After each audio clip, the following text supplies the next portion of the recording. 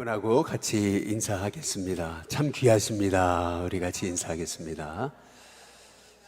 우리 한 번 더 인사하겠습니다. 승리하셨습니다. 우리 같이 인사하겠습니다. 우리 마지막으로 인사하겠습니다. 참 감사합니다. 우리 같이 인사하겠습니다.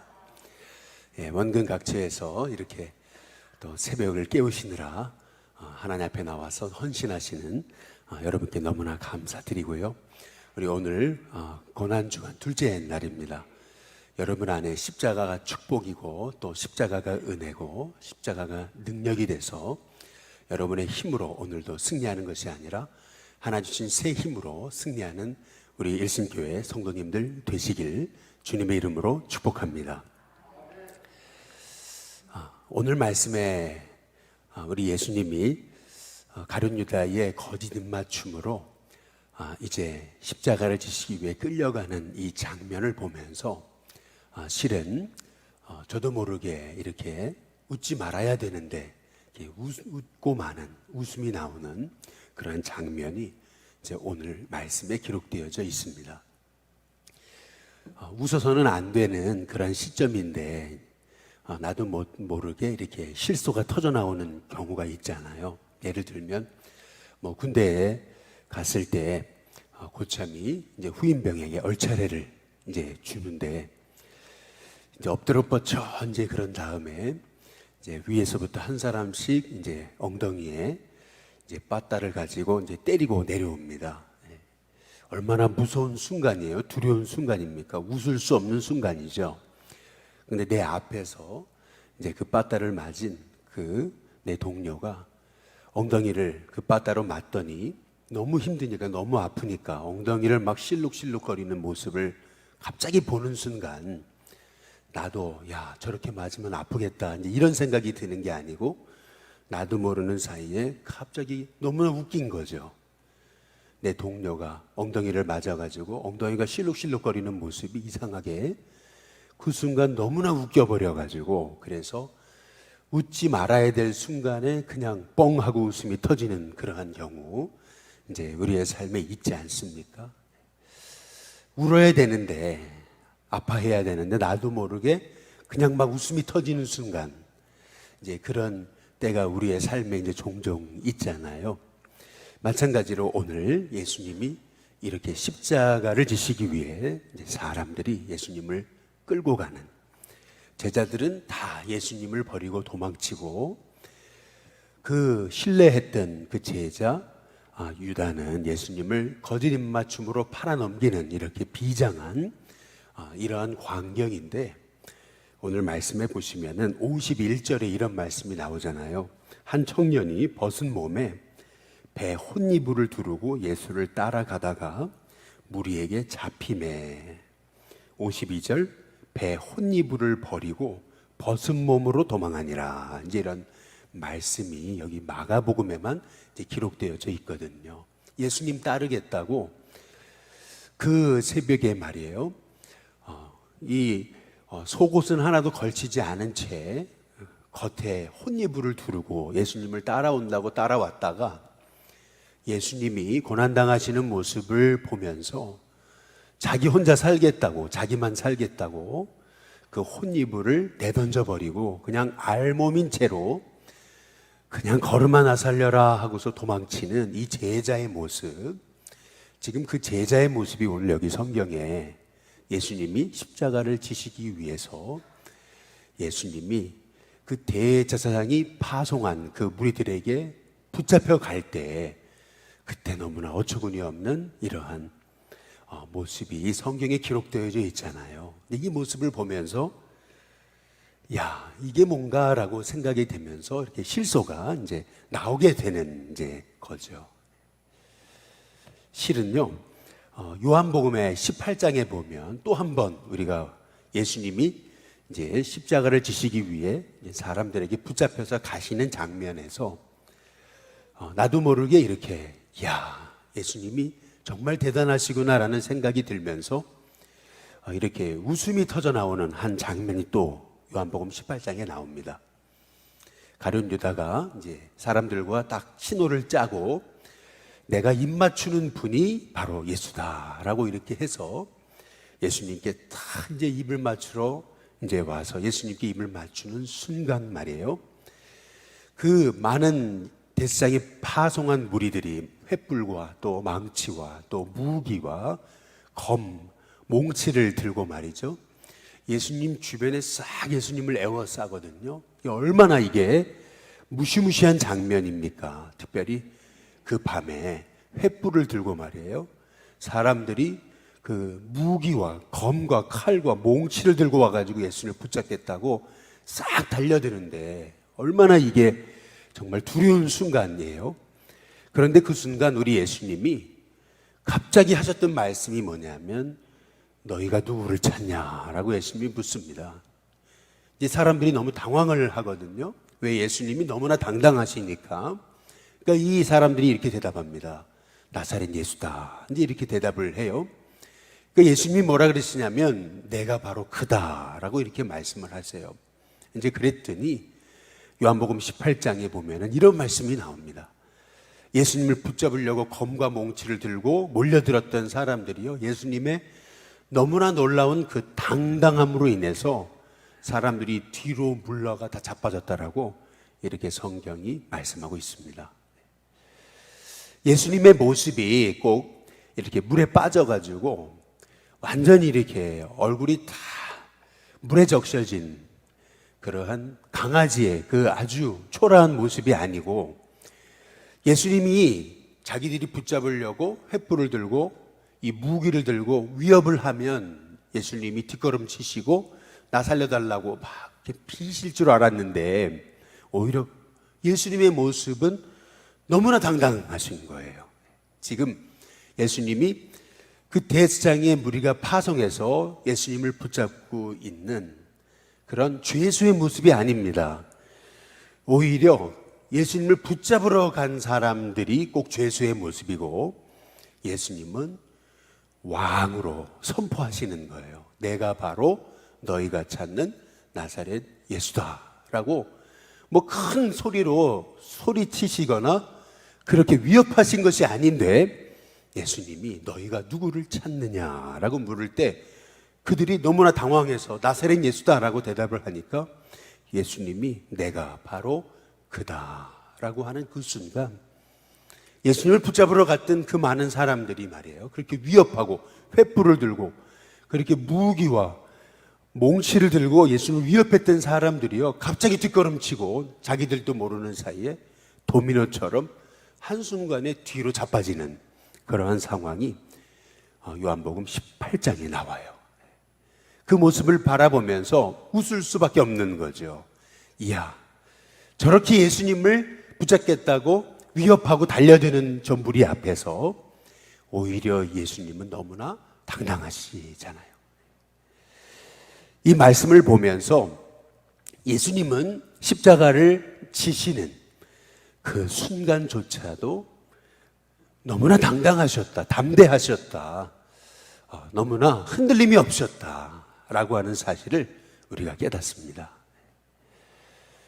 십자가 앞에서 철저히 기도하시고 하나님의 뜻을 받아들이시면서 결국 이미 기도로 승리하신 예수님은요, 마지못해 십자가를 지시는 게 아닙니다. 당당하게 두려움과 맞서고 고난과 맞서고 문제와 맞서고 계세요. 마찬가지로 우리 일신교회 성도님들이 우리 인생에 찾아든 십자가, 이 십자가 앞에서 도망치고 두려워하고 원망하고 낙심하는 인생이 아닌 오히려 십자가 앞에서, 그 고난 앞에서 오히려 고난을 담대히 맞서고 또 하나님 주신 힘과 은혜로 그 고난을 감당해내는, 이기는 우리 일신교회 성도님들 다 되시기를 주님의 이름으로 축복합니다. 위그노 교도들이라고 있어요. 우리가 뭐 잘 아시듯이 영국이 이 직물, 이 봉제, 이 시스템이 발달하게 되면서 산업혁명이 일어났잖아요. 근데 그 봉제 기구를 만들었던 그 사람들이 이제 위그노 교도들이라고 하는 거죠. 이 위그노 교도들은 예수님 믿는 신앙으로 인해서 핍박당해가지고 프랑스에서 거기서 도망쳐서 거기서 그 핍박으로 인해서 그들이 영국으로 그리고 독일로 그리고 스위스로 그들은 몸을 피할 수밖에 없었던 그런 사람들이거든요. 예수님 신앙, 그 믿음 지키기 위해서 고난 당해야 됐던 그러한 사람들이었습니다. 그런데 그들은 그 고난에도 불구하고 그 고난 앞에 당당히 맞섰던 거예요. 예수님 때문에 내 인생에 이렇게 고난을 당해도 나는 이 십자가 믿음으로 진다. 그런 믿음으로 그들이 나아갈 때 그들은 삶과 신앙이 일치했어요. 삶의 자리에서 작은 한 가지를 맡아도 주님을 섬기듯이 최선을 다한 거죠. 그냥 얼렁뚱땅 그냥 뭐 아이 서비스로 남이 볼 때만 이렇게 어영부영한 게 아니고요. 어떤 일을 맡아도 정말 주님을 대하듯이 신실하게 그 예배와 삶, 신앙과 삶이 일치가 됐던 정말 그리스도인들이었던 거죠. 진짜 주님을 따랐던 진짜 제자들이었던 거예요.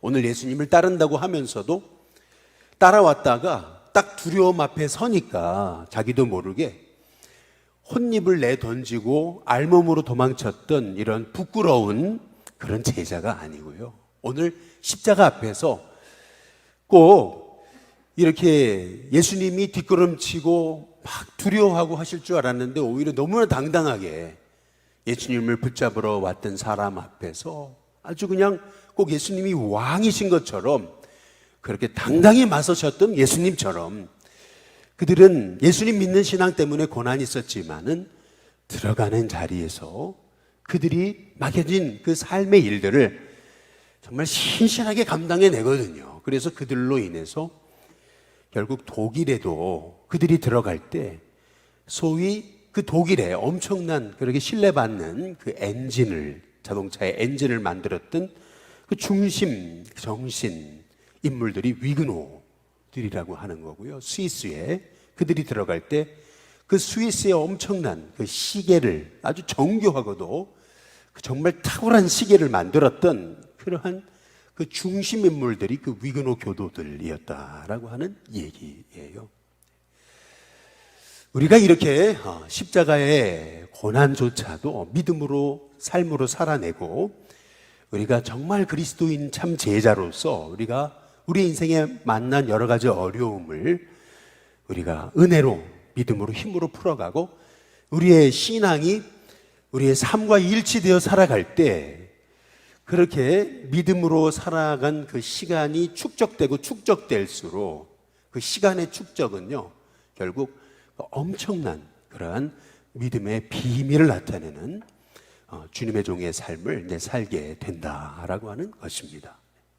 오늘 말씀을 통해서 우리는요 참 두려움 앞에서 얼마나 당당히 맞서시는 이 예수님의 모습을 보면서 우리가 우리의 삶에 닥쳐진 그 십자가 있잖아요. 어려움들이 있잖아요. 하나님 왜 저를 이런 것에 보내시고 왜 이런 일을 맡기시고 왜 이런 일 당하게 하시고 왜 이런 병 들게 하시고 왜 이런 환경에서 제가 살게 하시고 왜 이런 사람 만나게 하시고 이것이 아니고 다 누구나 내게 맡겨주신 고난이 있고 십자가가 있고 또 삶의 자리가 있잖아요.